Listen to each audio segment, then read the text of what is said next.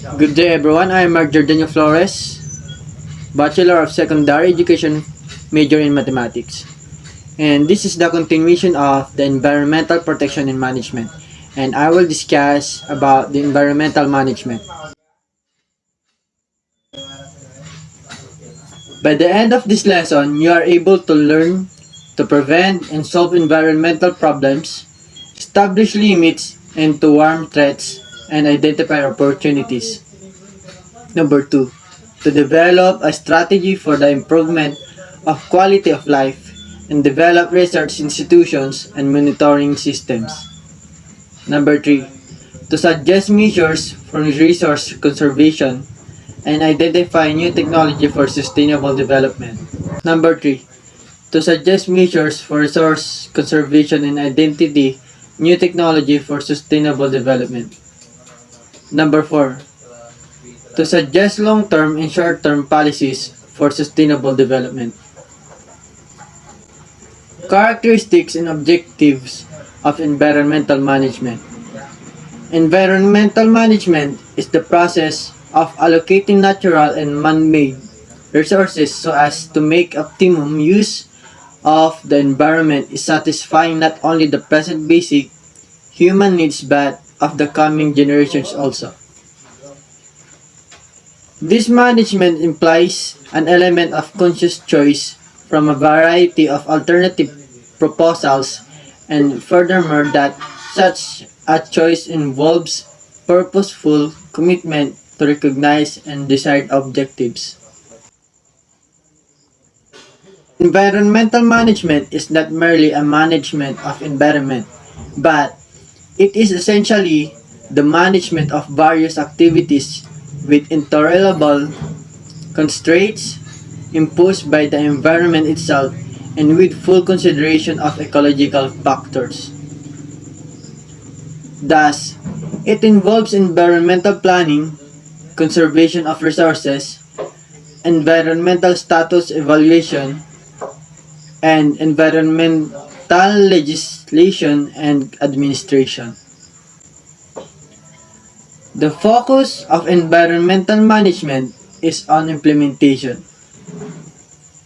monitoring, and auditing, on practice and coping with real-world issues. Rather than theoretical planning, a close integration with environmental planning is desirable.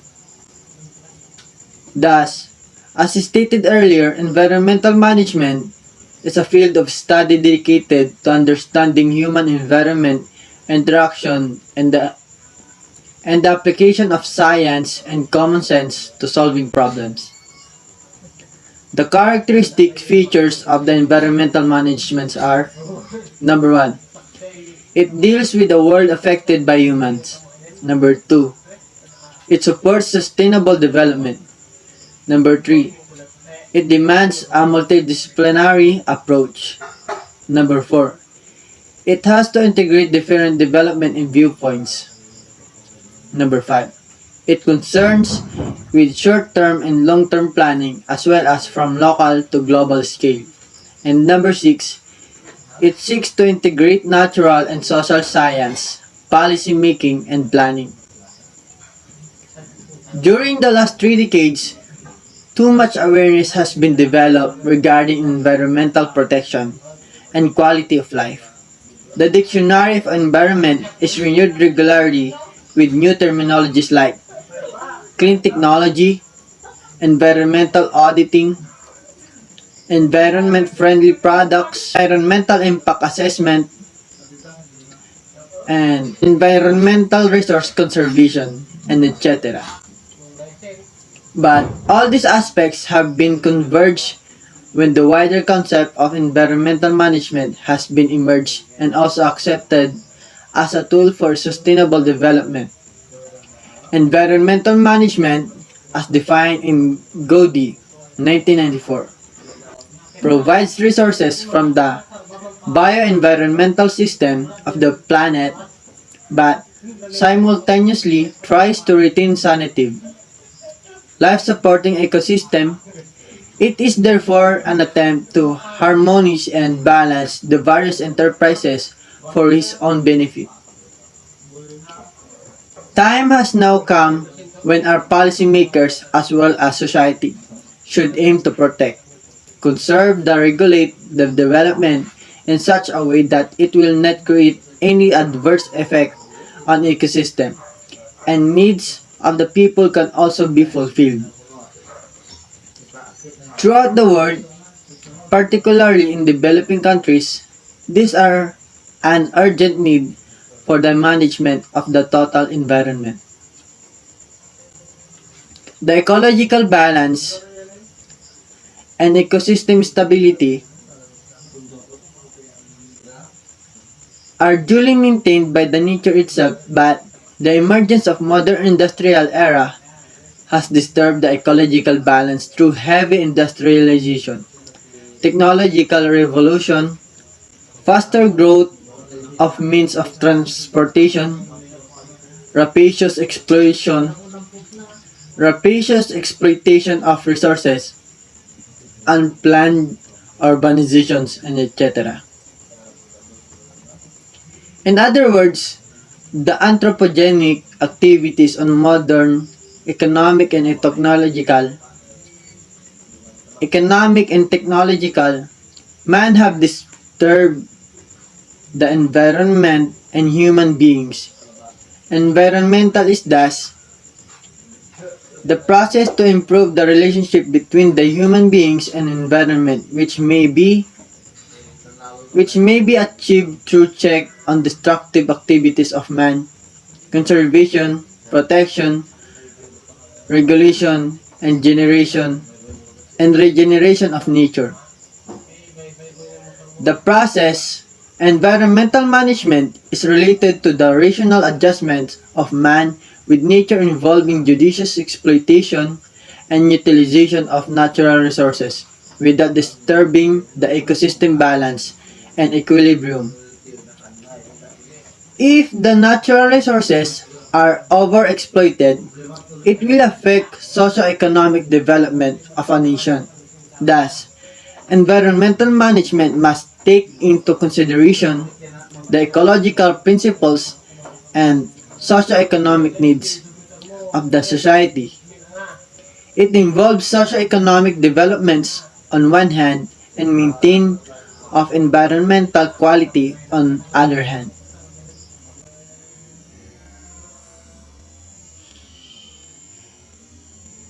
In the first instance, environmental management must do three things. First, identify goals. Second, establish whether this can be met, and third, develop and implement means to do what it seems possible. This is a simple scheme for environmental management has been depicted in Figure 12.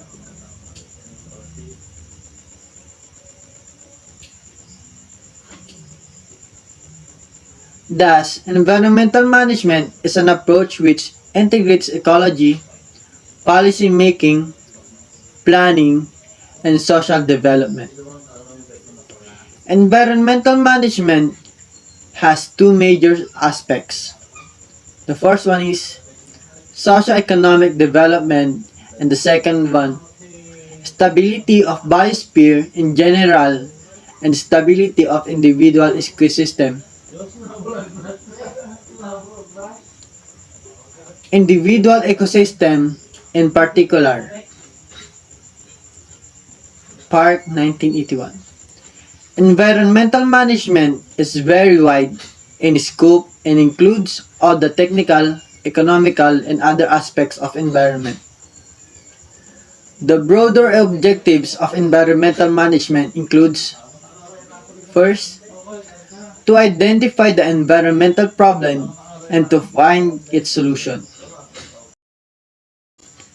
Second, to restrict and regulate the exploitation and utilization of natural resources. Third, To regenerate degraded environment and to renew natural resources, renewable. To control environmental pollution and degradation.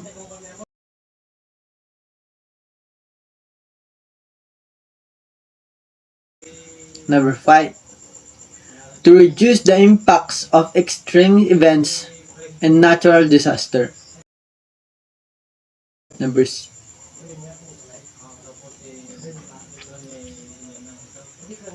To make optimum utilization of natural resources. To assess the impacts of proposed projects and activities on environment.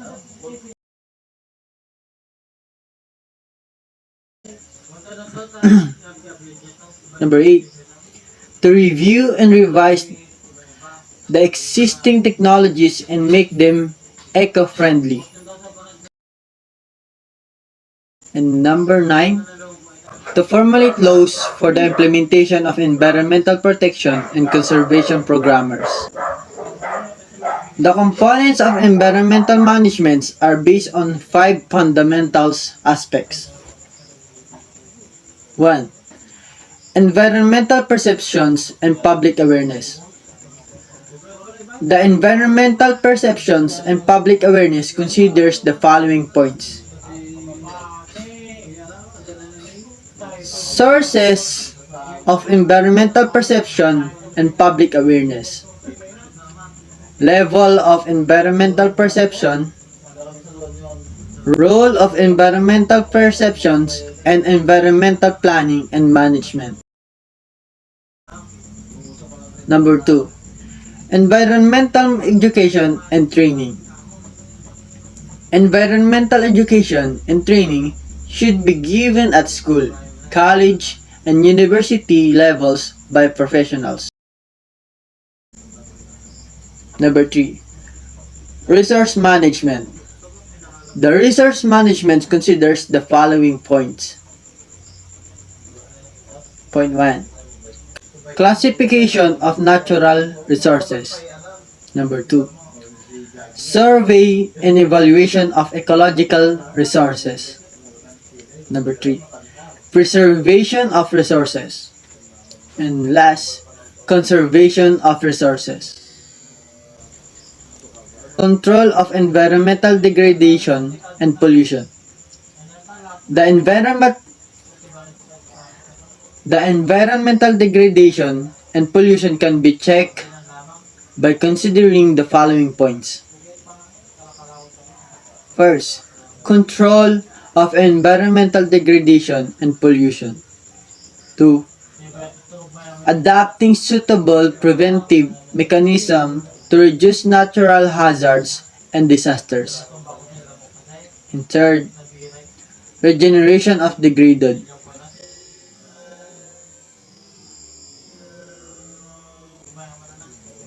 Number 5. Environmental impact assessment.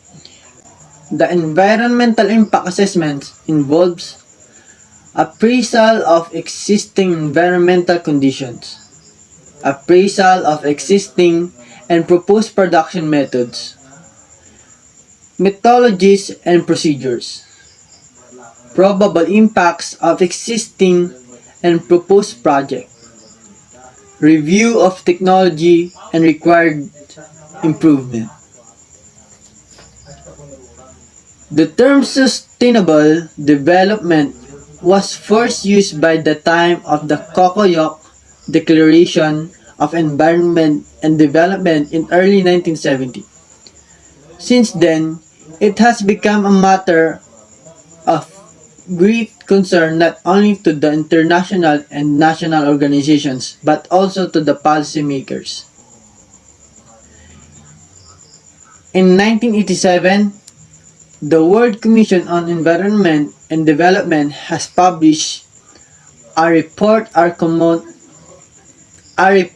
Common Future, emphasizing the need for sustainable development and defined it as sustainable development is the development that meets the needs of the present without compromising the ability to without compromising the ability of future generations to meet their own needs. Others refer to it as improving the quality of human life while living within the carrying of the supporting ecosystem. And that's all. Thank you.